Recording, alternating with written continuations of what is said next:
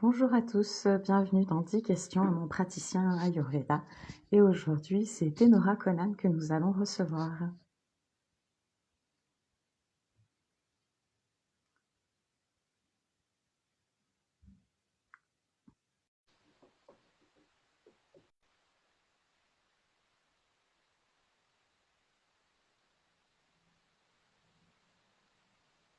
Bonsoir. Bonsoir, bienvenue, merci à toi d'être présente et puis merci à tous ceux qui sont présents pour le direct et pour les rediffusions.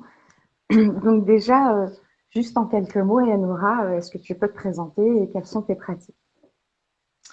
Alors moi je m'appelle Enora Conan, je suis éducatrice de santé et praticienne en Ayurveda et je fais des consultations à distance et en présentiel et j'ai aussi des programmes d'accompagnement. Et j'organise aussi des voyages en Inde pour faire des cures Panchakarma. D'accord. Donc première question, donc celle que je pose donc à tous les praticiens. L'Ayurveda, toi, quelle en est la vision que tu en as? Alors, l'Ayurveda, il suffit de revenir à l'origine du terme, hein. Ayur qui signifie vie, Veda qui signifie connaissance. Et finalement, l'Ayurveda, c'est la connaissance de la vie. Alors, ça paraît tout bête, je trouve, quand on le dit comme ça. Mais en réalité, c'est extrêmement puissant. Et moi, je considère que l'Ayurveda, c'est notre mode d'emploi. C'est le mode d'emploi de la façon dont on fonctionne, de la façon dont notre microcosme fonctionne dans le macrocosme et dont notre microcosme à l'intérieur fonctionne dans le macrocosme que nous pouvons être par rapport à ce qui se passe à l'intérieur de nous. Donc ça prend tout son sens et je trouve toute sa dimension, connaissance de la vie au sens large d'une part, et je trouve que c'est une formidable façon de savoir qui on est, où on est, et de se retrouver, mais vraiment au sens premier. Comment est-ce qu'on se retrouve c'est dans la nature. Voilà. Donc pour moi, l'Ayurveda, c'est tout ça. C'est à la fois très simple parce que c'est basique, connaissance de la vie, et en même temps très complexe parce que on va retrouver de l'Ayurveda à tous les niveaux. Super. Deuxième question, comment et quand est arrivé l'Ayurveda dans ta vie? Alors, l'Ayurveda est arrivé par chance, en fait. Je pense qu'il y a eu quelque chose qui s'est passé. C'est-à-dire que j'ai une amie qui est prof de yoga et ça faisait plusieurs années qu'elle me parlait des cures qu'elle pouvait aller faire en Inde. Elle emmenait des groupes. Et un jour, je l'ai appelée. Je lui ai dit, écoute, là, j'ai besoin de vacances. Qu'est-ce que tu fais au mois d'avril? Je pars. Je lui ai dit, bah, écoute, je viens avec toi. Voilà. Et c'est comme ça. Alors que j'étais jeune maman, hein, donc quand on est jeune maman, on peut pas toujours partir. Mais là, l'opportunité était là. Donc, je suis allée. Et ça m'a fait. Alors, je connaissais rien à l'Ayurveda. Je me suis même complètement laissée porter. J'ai même pas cherché à savoir ce qui se passait. J'ai laissé faire les choses.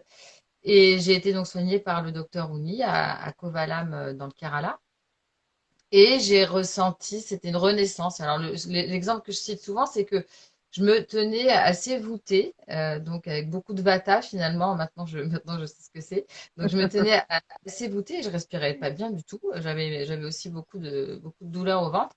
Et déjà, je me suis redressée en 5 jours. Donc, j'ai commencé à respirer vraiment. Donc, il y a eu ça.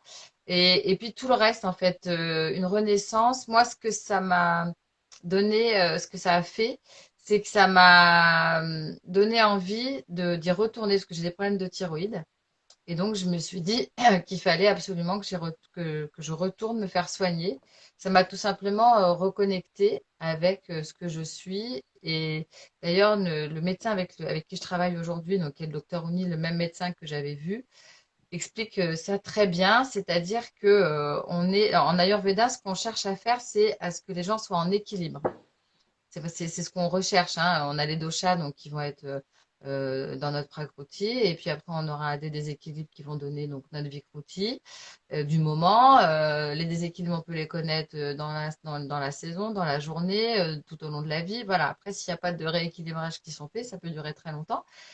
Et à partir du moment où on fait, bon, là, en plus, Panchakarma, c'est intensif. Donc, on a un rééquilibrage comme un reset intensif qui se fait et on se retrouve parce qu'on est en équilibre. Et ça, je l'ai senti dès la première cure, puis après j'en ai fait 6. parce que comme j'étais malade, ben, j'y suis allée, voilà, je suis allée me soigner.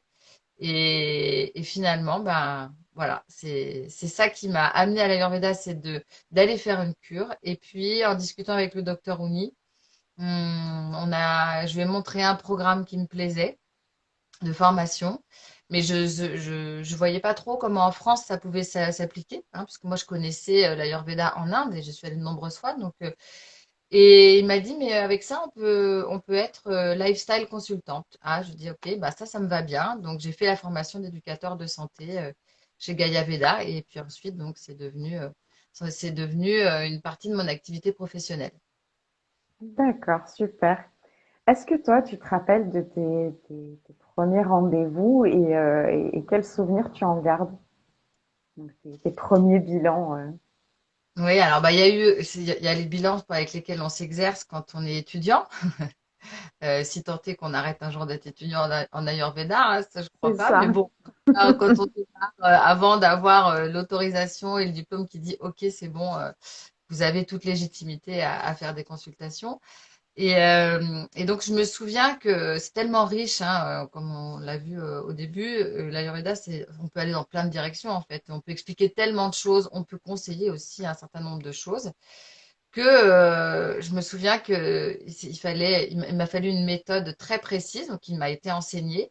Et et moi, j'ai vraiment eu besoin de ça, d'avoir cette méthode qui me permettait de ne pas me perdre et d'être comme ça, très, très organisée dans la façon dont je conduisais les consultations. D'autre part, j'ai beaucoup aimé le fait de savoir me dire, bah, là, ça, je peux vous aider là-dessus. Là-dessus, je peux moins vous aider. Comme j'ai eu la chance de travailler tout de suite avec des médecins ayurvédiques, puisque je consulte avec eux, c'était facile pour moi de dire, bah, ça, on va le voir avec les médecins. Donc, j'étais aussi assurée de faire quelque chose de sérieux dès le début, puisque j'avais cette supervision ou ce mentorat que je continue à avoir. Et je vois là aujourd'hui l'évolution, surtout en rapidité de compréhension des gens et de des causes, beaucoup sur les causes, puisque en Ayurveda on explique les causes des maladies. Plus on voit de cas, bien sûr, même si chaque cas est unique, plus on voit quand même des schémas qui se répètent et donc plus on va être pointu sur les questions qui vont nous permettre d'aller vraiment dénicher la cause. Au début, quand on démarre, ben, on va aller explorer, on va devoir explorer plus large. Là, maintenant, je vois que j'arrive à rétrécir et donc j'ai plus de temps pour faire de l'éducation à la santé dans la consultation puisque j'arrive plus facilement à aller droit au but. Super. Alors, tu as répondu indirectement au début en te présentant, mais la quatrième question est, es-tu plutôt direct et ou visio? Et donc, si tu reçois aussi en direct, ta ville et ton département. Alors, je suis bah, du coup les deux, effectivement. Alors, j'ai commencé, je me suis installée pendant le Covid, donc comme ça, il n'y avait pas vraiment d'autre solution hein, que d'être en visio, notamment donc poussée par le docteur Ouni qui m'a demandé à ce qu'on consulte ensemble. Je dis bon, allez, ok, on y va. Donc voilà, j'ai monté les choses comme ça. J'ai des programmes, notamment un programme pour les personnes qui ont des problèmes de thyroïde donc en ligne. Donc des programmes d'éducation à la santé dans lesquels je donne de la connaissance et en même temps, bien sûr, je suis les gens. Donc il y a à la fois du collectif et en même temps de l'individuel. Et puis je développe là l'activité, donc depuis que c'est plus facile par rapport au Covid, j'habite à La Roche-Posay, qui est une station thermale pour les maladies de peau. Et on reçoit aussi beaucoup de curistes qui sont en situation de post-cancer, parce que l'eau de la Roche-Posay a des propriétés cicatrisantes. Et donc, notamment, les personnes qui ont eu, ben, il y a beaucoup de femmes qui ont eu des cancers du sein et une chirurgie et qui viennent pour réparer la cicatrisation de leur peau. Et là, je mets en place des ateliers d'éducation à la santé, surtout de sensibilisation pour démarrer, en tout cas, sensibilisation à l'Ayurveda et bien sûr des consultations. D'accord. Est-ce que du coup, tu as une spécialité ou un domaine de prédilection? Alors, quand je dis spécialité, ça peut être en termes de s'être orienté par exemple vers le biotiche ou des choses du genre, ou aussi une pathologie ou un public spécifique. Ben, de fait, dans la mesure où j'ai moi-même des problèmes de thyroïde, ce qui s'est passé, c'est que moi, j'ai été accompagnée par les médecins parce que je leur avais dit, moi, ce que je voudrais, c'est baisser mon traitement. Je leur ai demandé s'ils pensaient que c'était possible. Je suis malade depuis 2003, donc ça fait quand même un certain temps, avec pas mal de symptômes qui persistaient et pas de solution. Et donc, je leur ai dit, bon, est-ce que vous pensez qu'on peut diminuer mon traitement? Ils m'ont dit, ah oui, oui, bien sûr. Je dis, bah, ok, allons-y. Et donc, au fur et à mesure où j'étais accompagnée, bien sûr, j'ai eu des résultats avec eux. Et j'ai élaboré comme ça le programme d'accompagnement que je propose aujourd'hui sur un an pour les personnes qui ont des problèmes de thyroïde. Donc, je me suis spécialisée dans ces problèmes-là. Et donc, ça, c'est la spécialisation que j'ai aujourd'hui. Et je suis hyper contente des résultats qu'on peut avoir. En fait, ce dont je suis vraiment le plus contente, c'est que mon intuition que avec l'Ayurveda, on pouvait aider des gens qui n'ont pas de solution parce que avec les problèmes de thyroïde, finalement, on n'a pas beaucoup de réponses à part donner un comprimé qui est nécessaire parce que sinon les gens peuvent avoir, enfin, on peut soit faire un coma, soit si on a une hyperthyroïdie, avoir des problèmes cardiaques. Donc c'est quand même très sérieux. Donc on est obligé de prendre des traitements allopathiques, mais il y a tellement de symptômes qui persistent. On ne sait pas pourquoi on a ces problèmes de thyroïde et finalement l'Ayurveda va apporter une réponse sur ces deux points. Comprendre la cause, quel est le cycle de la personne, qu'est-ce qui fait que on a déclenché des problèmes de thyroïde, qu'est-ce qui va aggraver les situations, qu'est-ce qui va au contraire les soulager. Donc ça, on peut vraiment travailler dessus et du coup, les gens deviennent autonomes. Et là, c'est les résultats que je vois. J'ai un an et demi, j'ai commencé il y a un an et demi le programme, donc j'ai eu plusieurs groupes déjà et je vois déjà les résultats. Et, et donc, finalement, ce que je vois, c'est que leur vie a changé. Donc ça, je suis vraiment hyper contente parce que il y a une détresse quand même de ces personnes-là, comme j'ai pu avoir moi, une vie au quotidien qui est parfois très dure. Et alléluia, en apportant la connaissance, en accompagnement au bon rythme les personnes, eh bien, on arrive à avoir, à changer vraiment leur quotidien. Et ça, je suis très, très heureuse de ça. Oui, on peut préciser d'ailleurs que c'est pas que pour la thyroïde et que l'Ayurveda peut vraiment venir au secours de pas mal de pathologies où la médecine parfois se retrouve limitée à proposer simplement des traitements à vie et parfois quotidiens et pas Oui. forcément facile à supporter pour le corps non plus et puis même pour le mental.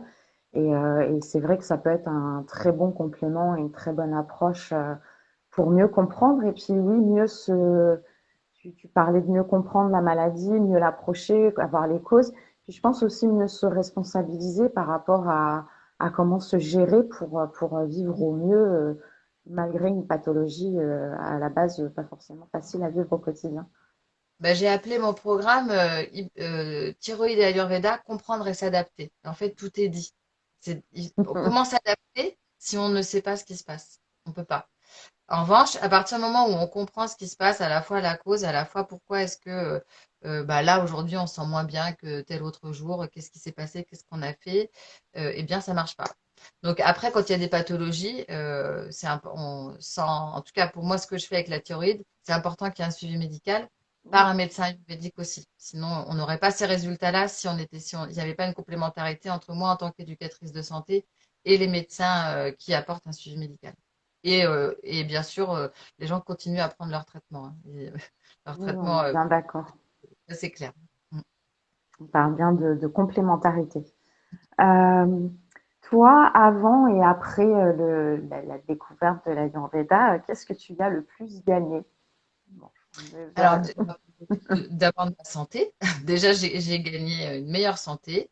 Bon, moi, donc, je suis malade depuis 2003, donc c'est quand même des choses qui sont bien installées, avec, comme je le disais, des problèmes que je n'arrivais pas à résoudre, une lutte quotidienne dans ma vie, donc c'était quand même pas très rigolo.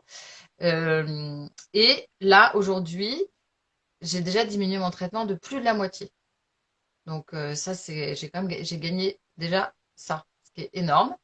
C'était pas forcément l'objectif le plus important pour moi d'ailleurs, parce que franchement, je pensais pas du tout que c'était possible de diminuer mon traitement. Je voyais pas, enfin, on m'avait jamais dit ça. Ma théorie d'a priori, elle fonctionne plus. Je vais aller faire une échographie, on va voir ce que ça donne. Mais en tout cas, je métabolise mieux. Quoi qu'il se passe, de toute façon, mon corps fonctionne mieux puisque j'ai diminué mon traitement de plus de la moitié. Ma vie n'est plus une lutte au quotidien. Donc ça, c'est vraiment pas c'est un négligeable.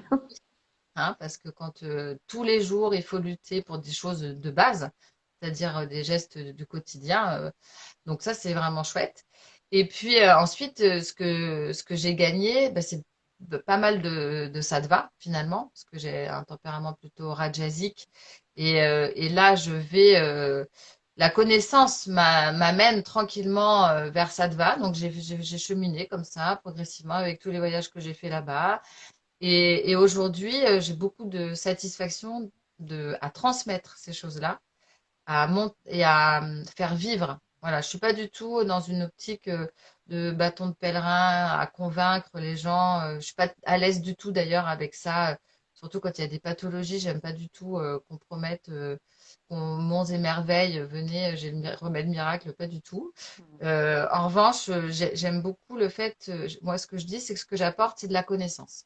Voilà. Après, avec cette connaissance, chacun va faire son chemin. Et c'est ce que je fais finalement dans tout ce que je propose, que ce soit les consultations, les ateliers, les programmes.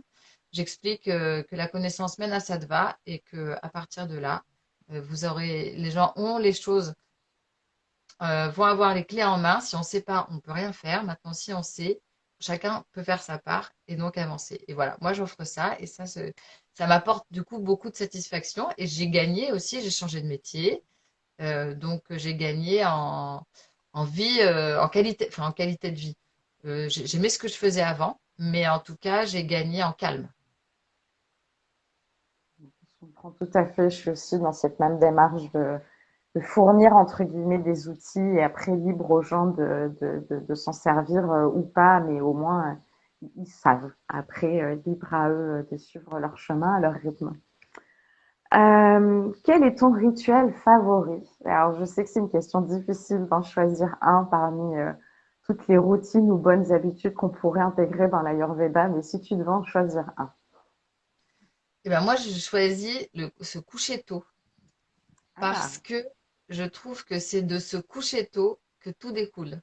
Parce que si on se couche tôt, on peut se lever tôt. Et si on se lève tôt, on peut faire la routine du matin.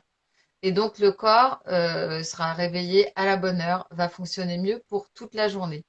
Et si on mange tôt le matin, eh bien, on mangera ensuite à la bonne heure le midi, etc. Et finalement, dans la journée, tout va se dérouler du mieux possible. Donc, pour avoir la régularité, moi, je trouve que se coucher tôt, c'est le rituel que je préfère.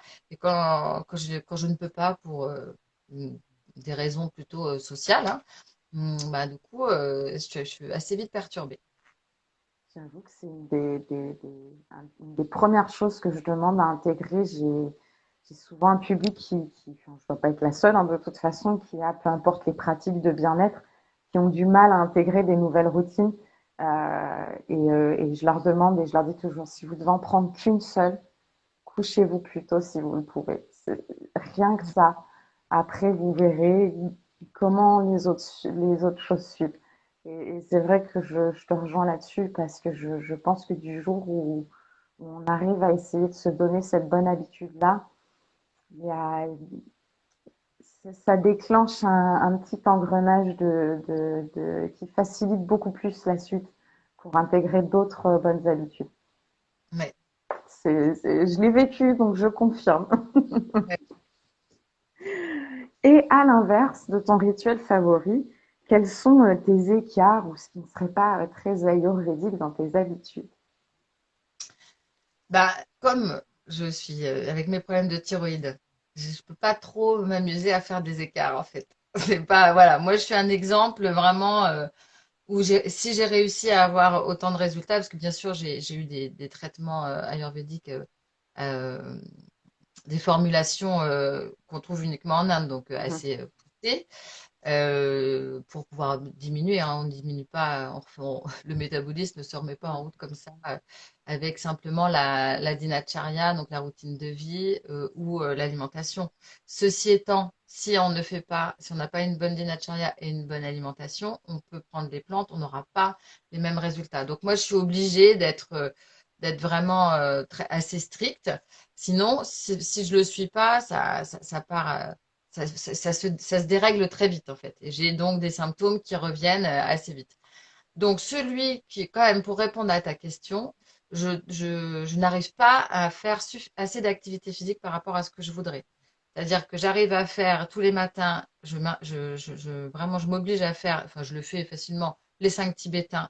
C'est mon minimum d'activité physique le matin et puis de me promener au moins une fois par jour. Ça, c'est les choses que je fais, mais c'est pas assez parce que pour faire travailler les Datu Agni, bah, il faut plus. Et puis moi, j'en ai besoin, compte tenu aussi de mon feu justement qui est un petit peu entaché avec les problèmes de thyroïde. Donc, c'est l'activité physique. Et c'est rigolo parce que je suis pas satisfaite de ça, hein, ça me plaît pas. Mais bon, bah, entre la vie de famille, la vie professionnelle, c'est pas, on n'a pas toujours le temps de manger. Je dois passer au moins 1 heure et demie par jour à cuisiner, facile, parce qu'on mange que des produits frais. Donc, tout ça, ça prend du temps.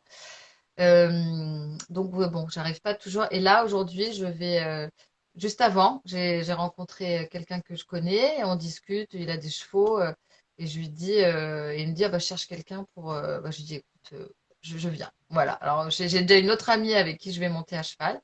Donc, ça m'aide d'avoir aussi des soutiens à l'extérieur, avec des obligations où, bon, on se dit, ok, je sors la tête de ce que je suis en train de faire, et puis j'y vais.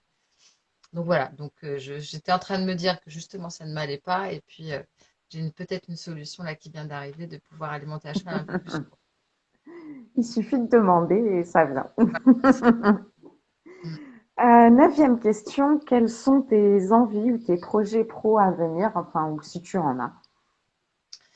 Alors au niveau, j'ai déjà un groupe. On a créé un groupe avec deux Oui, autres praticiennes, donc avec Barbara et Sabrina.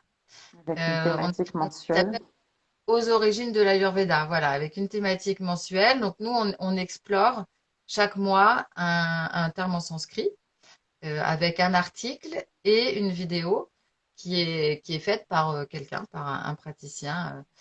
Donc notre objectif avec ça, c'est de ramener l'Ayurveda à ses origines. C'est pour ça que ça s'appelle Aux origines de l'Ayurveda, puisque on veut explorer avec les personnes vraiment l'Ayurveda en profondeur.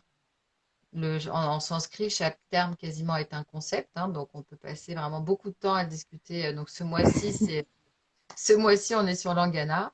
Le mois d'avant, on était sur Ritucharya. Et je crois que le mois d'après, on sera sur Dinacharya. Voilà, donc j'ai ça qui me tenait beaucoup à cœur parce que pour moi, c'est important. L'Ayurveda, pourquoi c'est aussi puissant et pourquoi ça a autant de sens? Parce que c'est complexe et que c'est complet. Et on parle d'une médecine qui a au moins 5000 ans, et qui en a certainement plus, qui existe depuis avant l'Antiquité. Donc c'est pour dire quand même à quel point elle existe avec nous en fait, avec l'homme.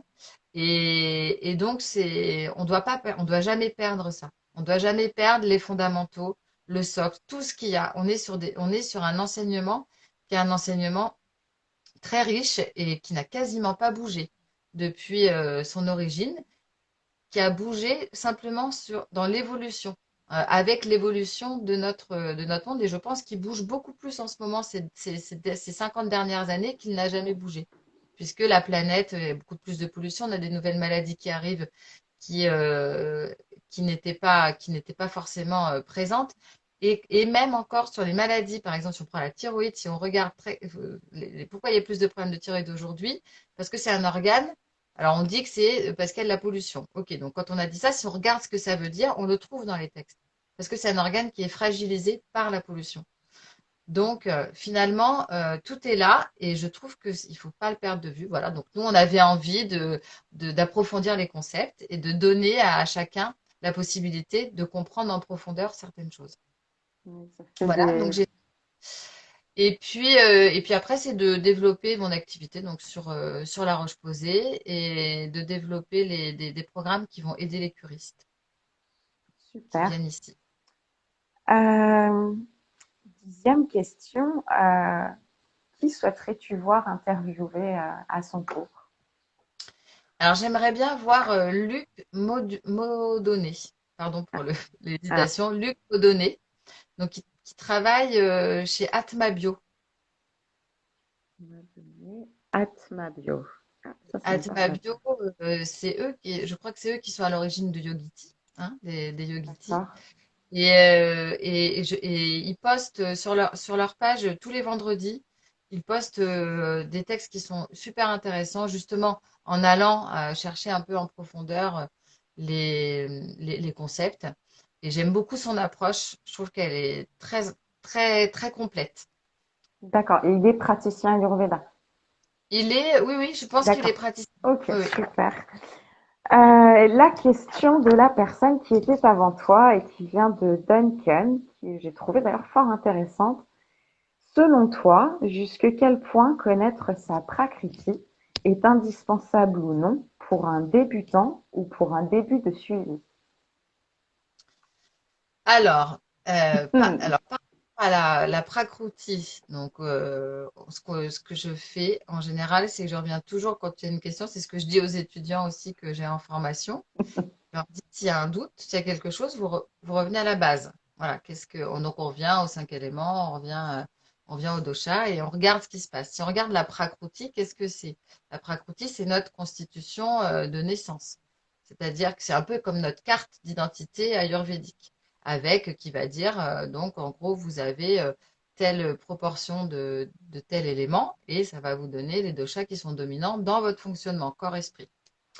Donc, si on regarde d'où elle vient, cette prakruti, en partie, elle vient de, du dosha dominant, du ou des doshas dominants chez les parents au moment de la conception, du ou des doshas dominants à l'heure de la conception et du ou des doshas dominants à la saison de la conception. Donc, on a déjà ça comme origine. Ensuite, on va avoir l'âme qui va venir incarner donc le tout petit œuf qui vient de se former. Donc, l'âme qui va arriver au moment de la fécondation. Cette âme, elle a voyagé. Elle a fait des choses et elle a, elle aussi, ses doshas dominants, voire ses déséquilibres. Donc là, avec ce que j'ai dit, finalement, si j'ai les parents qui sont en déséquilibre au moment de la conception, peut-être que, je sais pas, je vais avoir une mère qui va être très angoissée, qui va avoir vécu quelque chose de terrible au moment, juste avant la conception, qui va avoir un vata dosha hyper élevé, un père qui va avoir un pitta dosha hyper élevé parce que beaucoup de frustration ou j'en sais rien, de colère. Et, ou peu importe, parce qu'après, ça peut être n'importe qui, vous voyez. Mais ce qui est important, c'est que ils peuvent avoir leur déséquilibre. Si les déséquilibres sont forts et vraiment importants, ça peut se traduire par une vicroutie dès la conception. Donc, ça veut dire que le bébé, à ce moment-là, viendra au monde ben, avec une vicroutie. Tout comme, mettons, les parents sont pas spécialement en déséquilibre au moment de la conception, mais il se passe un drame pendant la grossesse eh bien, le bébé va avoir une vicroutie. La maman aura la vicroutie à cause du drame et le bébé aussi. Tout comme ça peut aussi arriver pendant l'enfance. Voilà, donc on a déjà plein de raisons d'avoir une vicroutie, même très jeune. Donc, si on a une vicroutie qui est présente depuis très jeune, elle risque de masquer la pracroutie. Enfin, après, c'est pareil, hein, tout est en nuance. Est-ce que ça va la masquer beaucoup? Est-ce que ça va la masquer un petit peu? Ça, bon, ça reste, c'est des choses qui restent à définir. Alors, concrètement, ça veut dire quoi? Ça veut dire que quand on commence un travail en Ayurveda, le praticien, ce qu'il doit faire, lui, il doit identifier, euh, dans la mesure du possible, la prakruti et surtout la vikruti. On va avoir des cas où la vikruti, où les deux sont clairs. On a des cas où la prakruti, il n'y a aucun doute. Vous voyez des gens qui s'expriment, vous savez tout de suite quelle est leur prakruti. Après, on a des cas où on va, par exemple, sur le cas Pitta Vata, on va se dire, mettons quelqu'un qui est Pitta Vata, qui a une vikruti, on regarde, on fait l'histoire, on voit que dans son enfance, il s'est passé des choses, bon, on comprend que tout de suite, il y avait une vikruti, mettons à l'âge de 5 ans, je sais pas, c'est un exemple. Euh, c'est quand même jeune. Et on va donc hésiter peut-être entre Vata Pitta et Pitta Vata pour cette personne, parce que la Vikruti Vata, elle est bien présente, mais en même temps, il y a quand même un bon Pitta. Donc voilà, on peut avoir ce genre d'hésitation-là. Et plus on va soigner la Vikruti, et plus on va voir la Prakruti apparaître. Donc c'est important de connaître la Prakruti parce que dans le choix des traitements, notamment quand on administre des plantes, ben, c'est important parce qu'on n'administrera pas la même chose d'une pracroutie à une autre. oui. Ça, c'est important pour cette raison-là. Ensuite, mais parfois, c'est pas possible. Et c'est là tout l'intérêt de l'Ayurveda. J'aime beaucoup l'approche de l'Ayurveda qui accepte de se tromper, parce qu'en fait, c'est pas se tromper. C'est on avance des hypothèses. Donc, je donne un exemple. Quelqu'un qui va être Pitta Vata de Prakruti, mais avec une énorme Vikruti Vata, on va lui donner des choses pour qui vont soigner le Vata, et puis finalement, on voit que ça va avoir tout de suite un effet sur le Pitta. Plus important que ce qu'on aurait peut-être eu chez quelqu'un qui n'avait pas la Prakruti Pitta, mais on le voyait pas assez. On voyait pas assez le Pitta parce qu'il était trop masqué par le Vata. Et rien que le fait qu'il réagisse fortement, ça va nous mettre sur la piste. Et ça va nous orienter vers le fait que certainement qu'il avait du Pitta dans sa Prakruti, chose qu'on ne pouvait pas voir avant. Donc ça dit quoi? Ça dit que le suivi est hyper important parce que si on ne suit pas les personnes, on ne peut pas voir ces choses-là. Oui, c'est pas Et on un est rendez-vous. main dans la main avec les personnes. Et c'est un vrai travail d'équipe. C'est vrai que dans notre culture, on n'a pas ça. Dans notre culture, nous, on a le sachant et le patient. Le patient, lui, il ne sait pas en fait. Il n'a pas grand-chose à dire au médecin. Il fait ce qu'on lui dit. Il fait pas beaucoup de retours. Alors qu'en Ayurveda, c'est hyper important d'avoir des retours, y compris, enfin, au quotidien. Quand on met des traitements en place, les retours au quotidien sont essentiels. Donc, du coup, pour toi, indispensable ou pas d'avoir la prakriti dès le Indispensable, début? c'est possible. En fait, c'est indispensable, mais c'est pas toujours possible. Donc D'accord. voilà. Donc après, quand c'est pas possible, il faut simplement avoir ça en tête et se dire, OK, on va lire progressivement. On va avancer ensemble. Il faut le dire, il faut expliquer à la personne aussi que bah, sa prakriti, elle n'est pas évidente parce qu'elle est certainement masquée et qu'on va avancer ensemble pour y voir plus clair. Ok, super. Donc on peut pas Là, répondre, on peut pas répondre. En fait, c'est comme l'Ayurveda. Je peux pas dire oui ou non. Jamais, en Ayurveda, on dira jamais c'est comme ça ou c'est comme ça. non, il y Là, a beaucoup de nuances. il y a beaucoup de nuances, exactement. Oui. Mm. Et enfin, toi, quelle question souhaiterais-tu poser à la prochaine personne qui passe? Et la prochaine, ce sera, si tu la connais ou pas, Karel de Ayurnes. Alors, elle travaille avec les. C'est elle qui est doula, c'est ça? Oui, il me semble. Je ne voudrais pas dire de bêtises au milieu de toutes les interviews que je programme, mais c'est ça. Oui, c'est ça. Oui. Alors, la question que je voudrais lui poser, c'est qu'est-ce qu'elle peut nous dire sur la façon dont le bébé va exprimer ses déséquilibres auprès de la maman pendant la grossesse. Alors, donc, sur la façon dont le bébé va exprimer, vas-y. Va exprimer ses déséquilibres ou ses envies, ou en tout cas comment va se faire comment va être la relation entre l'équilibre de la maman et du bébé pendant la grossesse. Ouais.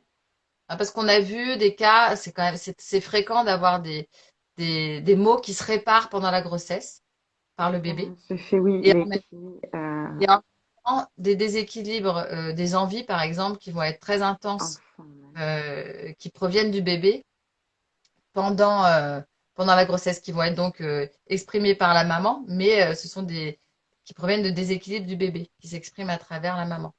Donc cette relation, elle est hyper intéressante et vu que c'est sa spécialité, ben, ça m'intéresserait de voir ce qu'elle a à en dire d'un point Super, de vue ouais, je ailleurs. vois ce que tu veux dire. Moi, je sais par exemple que pendant la grossesse, j'ai eu pratiquement aucune crise d'allergie, alors Voilà, que pareil. j'étais une allergique.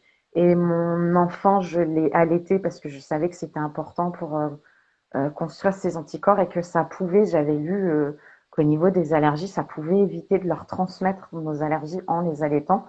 Et là, il est ado, jeune adulte bientôt, et il n'a toujours pas d'allergie pour l'instant déclarée. Donc, a priori, pour lui, ça s'est plutôt bien passé. Tout à fait. Mm. Donc, ouais, curieuse aussi, du coup, de lui poser cette question très intéressante. Eh ben super, merci à toi pour ta présence. Merci à ceux, Merci. j'en ai vu un ou deux passer pendant le direct. Merci à ceux qui visionneront. Et puis donc, comme d'habitude, premier, troisième mardi du mois à 20 heures sur Instagram en direct et en replay sur Facebook et sur YouTube. Merci à toi, Enora. Belle soirée Merci. à toi. et bonne soirée. Au revoir. Au revoir.